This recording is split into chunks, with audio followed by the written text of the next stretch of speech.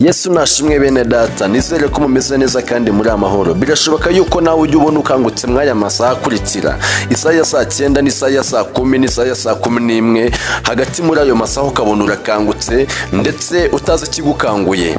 Mu gukanguka kwawe ntwongere no kubona n'ibitotsi kundi kugeza igihe bitandukaniye, ukabyibazaho cyane bikakuyobera ku buryo wongera no gusinzira ngo urebe yuko byibura watora agatotsi, ariko n'ubundi bikanga. Ibi bintu bikunze kuba cyane ku bantu Imana yatoranyije, ubwoko bw'Imana muri rusange. Ese wari uzi neza yuko hari ibintu bikomeye cyane byihishe muri aya masaha nabyo bituma Imana igukangura, ku buryo uramutse ubikoze nk'uko ngiye kubikubwira, ubuzima bwawe bwahinduka ubureba, ndetse ukaba nawe umutangabuhamya w'ubuzima bwawe, ukagenda uvuga Imana wiboneye.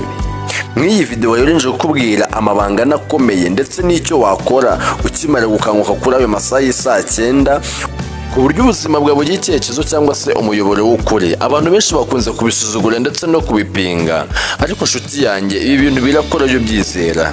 Wowe uri bubashe kubana nanjye muri iyi video kugeza igihe irangiriye, uraba wabashije gusobanukirwa neza ndetse no kumenya igituma Imana igukangura cyangwa se impamvu nyamukuru ukanguka mw'ayo masaha n'ibyo ugomba gukora ukimara gukanguka bikagira ubuzima bwawe akamaro bwa none n'ubwo mu gihe kizaza. Njye mugiye kubana rero nitwa Niyokwizerwa Eric, ngo ikaze kuri channel yitwa Hindura TV. Nimba uri musasa kuri iyi channel ntuwigende udakora subscribe, ndetse wibuke no gufungura n'inzogera kugira ngo video yose tunyushijeho ujye uyibona mu bambere.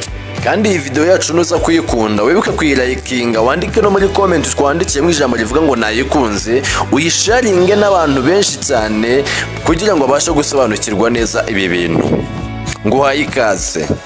Ubundi abahanga mu bijyanye n'imitekerereze y'umuntu batubwira neza yuko umuntu ashobora gukanguka mu masaha ya nijoro bitewe nuko yaba yaryamye afite stress nyinshi, atameze neza mu buzima, cyangwa se arwaye. Ibyo ngibyo bigatuma ashobora gukanguka mu masaha ya nijoro atamaze ibitotsi, ashidutse yikanguye. Ariko ngewe ndushaka tuganire mu iyi video amabanga 4 akomeye cyane yihishe mu isaha y'saa 9 atuma ukanguka zino saha nshuti yanjye, iby'Imana ibishaka ukora ndetse n'ibyo bigambiriye ku buzima bwawe. Ibanga rya mbere rero ryihishe mu isaha y'saa 9, burya mu isaha y'saa 9 hihishe mu ibanga ryitwa kubohoka, cyangwa se kubohora ibyawe, cyangwa se kubohora abawe. Iyi nubona ukangutse mu isaha y'saa 9 nshuti y'Imana, ujye umenye neza yuko ari uwo mwanya mwiza ubonye wo kubasha kugira gute kubohoka ubwawe. Burya mu isaha y'saa 9 hihishemo imbaraga zibohora ibintu byananiranye, zibohora ubuzima bwawe. Ari nayo mpamvu ubona ukangutse warangiza ukumva nta bushake ufite bwo gusenga, kugeza ubwo igihe wongera ukanasinzira ukanatora n'agatotsi ugasinzira, ndetse ntubugisenza ako kanya. Nubona ukangutse nshuti yanjye zino saha, jya umenye neza yuko ubonye uburyo bwiza bwo kugira ngo usenge isengesho rifite imbaraga, isengesho rifite ubushobozi, kuko mwahangaha mu isaha y'saa 9 hishemwe imbaraga zibohora nshuti yanjye. Ntukazajya uhita kusinzira, byuko usenge wegera Imana, irabasha kukubohorera ibintu byawe, irabasha kukubohora nawe ubwawe, urabasha kubona ibitangaza by'Imana ku isaha y'saa 9.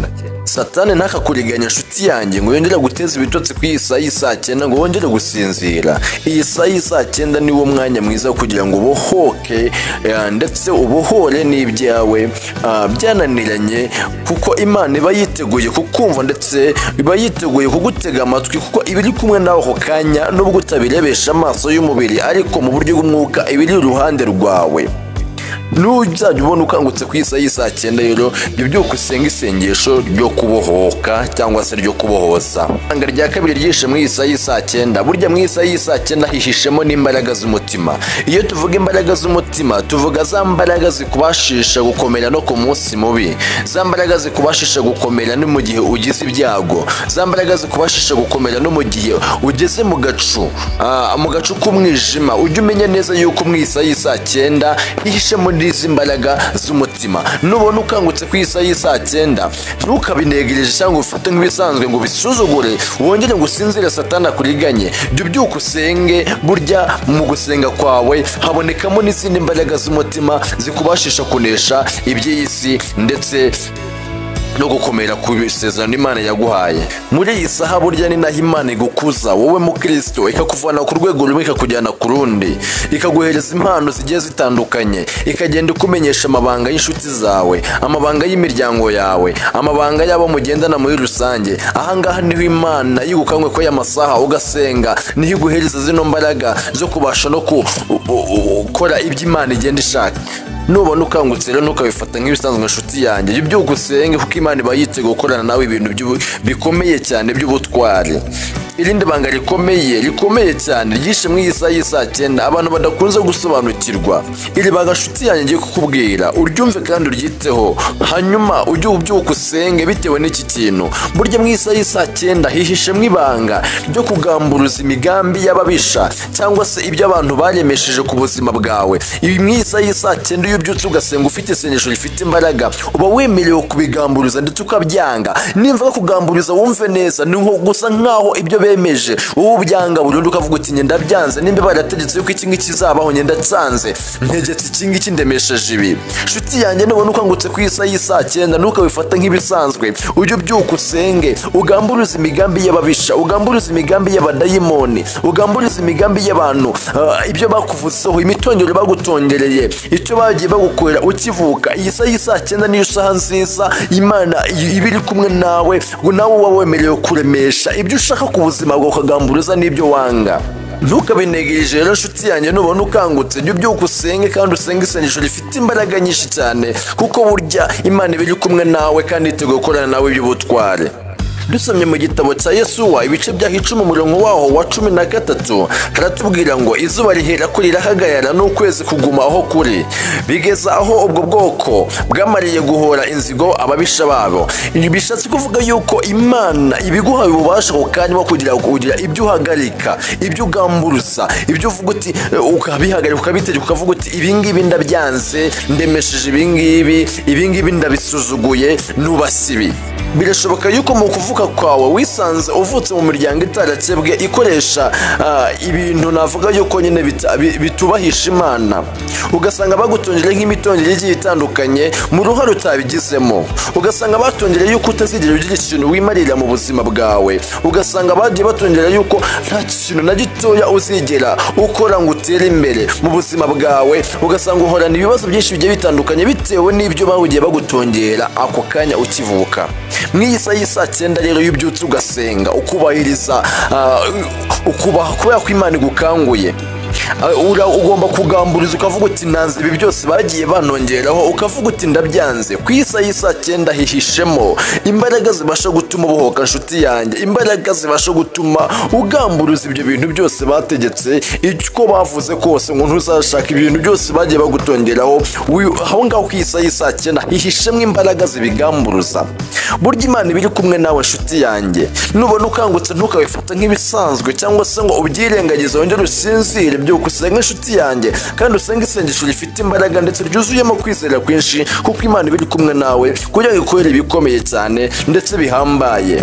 Irindi banga rero ryishe mu isaha y'isa 9 cyangwa se saa 10 hagati muri aya masaha, buryo iyo ubyutse ugasenga ku isaha y'isa 9 Imana igukanguye, ubasha kwakira ubutabazi bwihuse ku kibazo cyawe ako kanya. Tuvuge n'urugero, niba ufite ikibazo kimaze iminsi cy'uguhangayikishije cyangwa se n'ibyo witegura kuvuga ako kanya ukimara kubyuka, ujye umenya neza yuko ako kanya ubutabazi bwihuse, ubutabazi buri urgence buhita kububoneka ako kanya.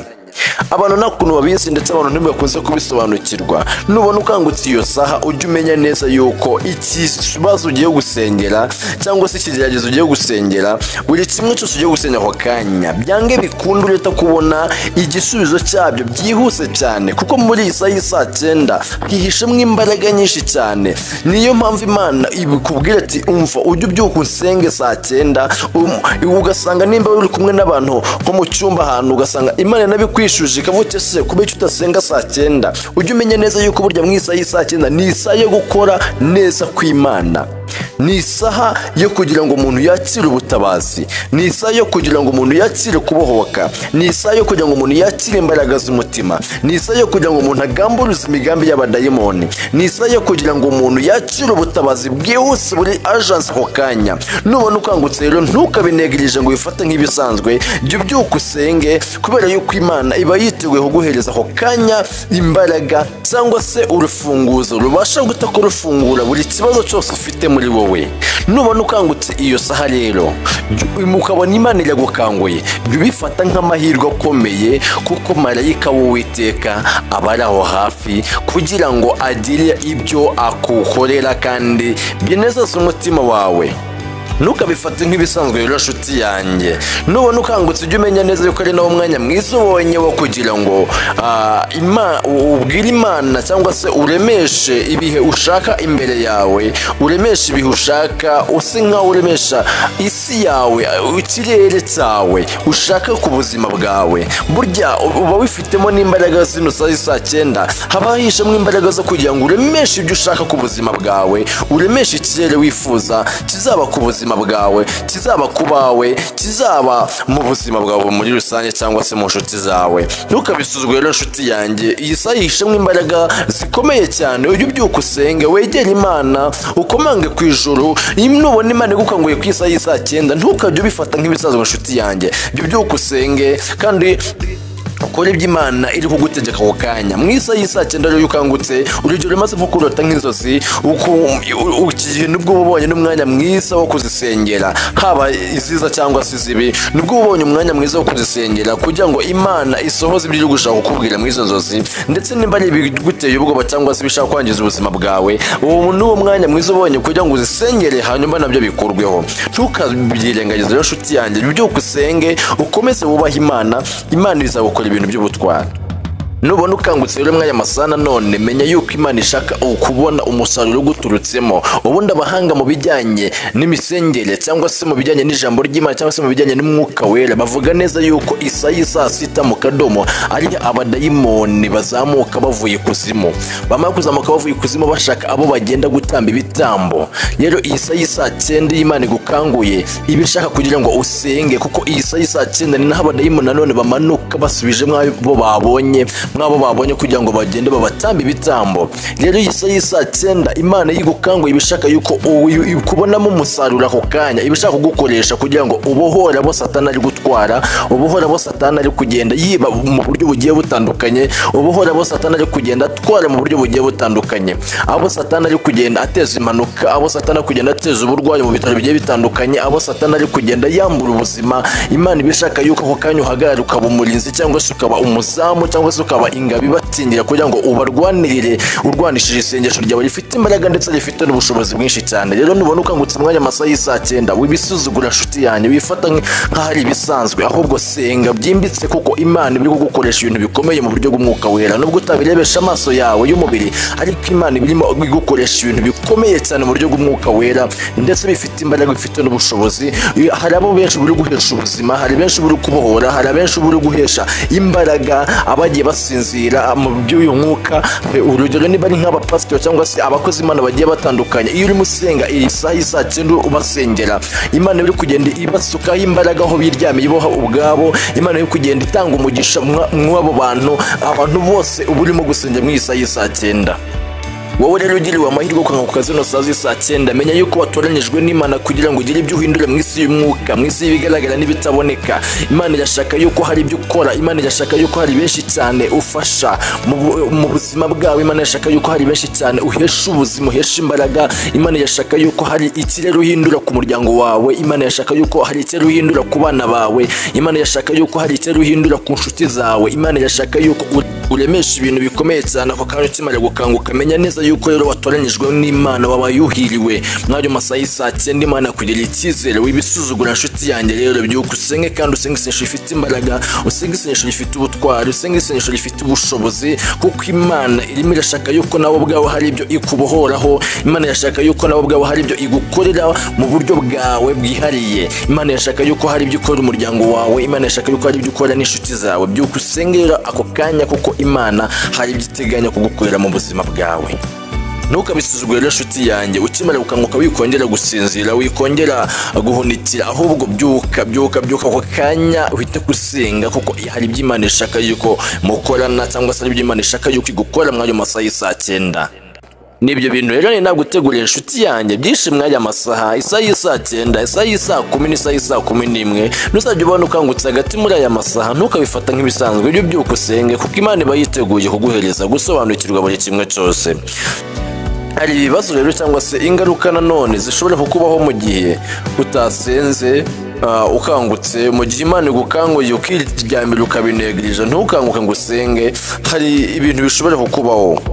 Cyose mu gitabo cya Matayo ibice byawo 13 umurongo wa 25 haratubwira ngo nuko abantu basinziriye umwanzi araza abiba urukungu mu masaka aragenda. Bishatse kuvuga yuko iyi Imana igukanguye kwisa y'isaa 9 ntubyuke ngo usenge ukabisuzugurwa, cyangwa se Satani akakuriganya ugasinzira. Ujye umenya neza yuko Satani ari buze akabiba urukungu mu byawe, mu by'Imana yakubwiye, mu by'Imana yagusezanyije, cyangwa se mu by'Imana yiteguye kugukwera, ugasanga abibye urukungu rwamara gukura rukamerana n'amasaka. Ntuzabashe gutandukanya urukungu n'amasaka, kugeza ubwo utangira kwivovotera Imana ukavuga uti yarambeshye, ibyo yambwiye nta kuntu ijya ibisohoza. Kumbi Satani yabibye urukungu rukomeye cyane mu byawe, rurakura rumerana n'amasaka, ntiwabasha kubitandukanya. Nshuti yanjye rero ubyuka usenge kugira ngo ubashe guhangana n'izo mbaraga mbi z'umwanzi Satani. Ibyo Imana yakubwiye byo birahari kandi bizasohora, kuko nta jambo Imana ivuga ngo rihere. Ibyo bibi rero bishobora kukubaho mu gihe utasenze, ukabyuka ugasanga uguye mu ngeso zigiye zitandukanye, ugasanga hari byinshi cyane ugenda ukora nawe atari ku bwawe, ari uko nyine wanze kubyuka kuri iyo saha y'isaa 9 ngo usenge maze ugamburize ibyo Satani ateganya ku buzima bwawe. Ni ibyo rero nabuguteguriye nshuti yanjye, ndagushimiye cyane aho twabanye mu video gitangiye kugeza magingo aya ngaya. Nje mwari muri kumwe, nitwa Niyokwizerwa Eric, nizere ko mwanyuzwe. Wibuke kugendera ukanda subscribe, kandi iyi video yacu nimba wayikunze wibuke kuyilikinga, wandike no muri comment utubwire ngo nayikunze. Tuzahurire mu yindi video naho ubutaha. Ndabakunda cyane, amen.